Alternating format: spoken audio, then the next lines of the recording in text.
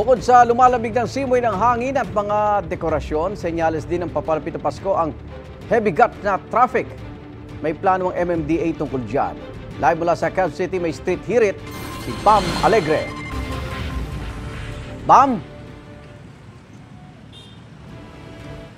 Igan, good morning. Kasagsagan ng Burmans, inaasahang lalo ring lalala ang traffic. May solusyon pa kaya rito? Yan ang ating inalam dito sa Street Hirit. Hindi pa sumisikat ang araw, ganito na ang build-up ng mga sasakyan sa abalang panulukan ng EDSA at Taft Avenue. Marami ng sasakyan sa stoplight, may mga jeepney na naghihintay ng mga pasahero sa bangketa at ang dami na rin commuter. Hindi pa niya nagsisimula ang morning rush hour. Paano pa kaya pag nandito na ang Christmas rush? Ayon sa MMDA, ngayon pa lang tumaas na ang average volume ng mga sasakyan sa EDSA. Noong nakaraang buwan, Setyembre, 421,000 na. 400,000 lang yan noong Agosto. Daman na ito ng mga motorista ngayon pa lang dito sa EDSA Corner Rojas Boulevard. Tulad ng tsyopero na si Joel Raposas na umaaray sa epekto nito sa kanyang biyahe. Tsaga lang talaga. Tiis lang. Ganoon din ang habal-habal driver na si Bart Dahan na kahit nakamotorsiklo, di raw matakasan ng heavy gat na traffic. Parami na rin po. Hindi pa masyado pero marami na. Kukunti pa sa pasahero namin eh. Tsaka pa-traffic na, palaki na yung traffic. Ang isa sa mga nakitang solusyon ng MMDA, i-adjust ulit ang mall hours sa Metro Manila. Payag naman dito ang mga mall kaya mula November 18 hanggang December 25, 11 a.m. na ang bukas nila sa halip na 10 a.m. Magdidesisyon pa raw sila kung anong oras ang closing time. Bukod dyan, ititigil din muna ang mga paghuhukay sa mga kalsada sa Metro Manila mula 12 a.m. ng November 18 hanggang 12 a.m. ng December 25. Kabilang dito ang mga road reblocking, pipe laying, road upgrading at iba pa. Hindi kasama ang mga flagship project ng pamahalaan, pagkukumpuni ng mga tulay ng DPWH, pati mga emergency leak repair. Sa gitna ng mga adjustment para sa taon ng Carmageddon, kapag holidays, tanong ng ilang commuter, bakit hindi gaanong dama ang mga hakbang na ito? Hindi rin po eh.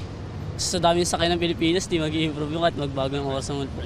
Pag gano'n po, lalo pag rush hour, mahirap po talaga sumakay. Mga 2 oras, 3 oras ka makakapila po dito.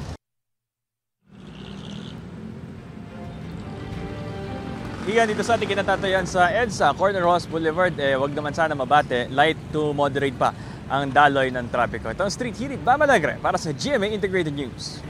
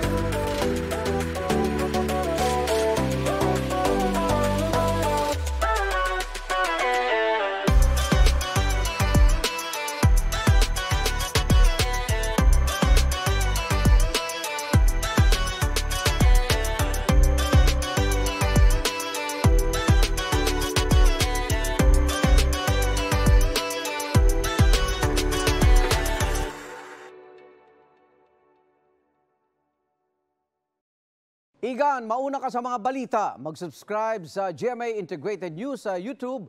Sa mga kapuso abroad, subaybayan nyo kami sa GMA Pinoy TV at sa www.gmanews.tv.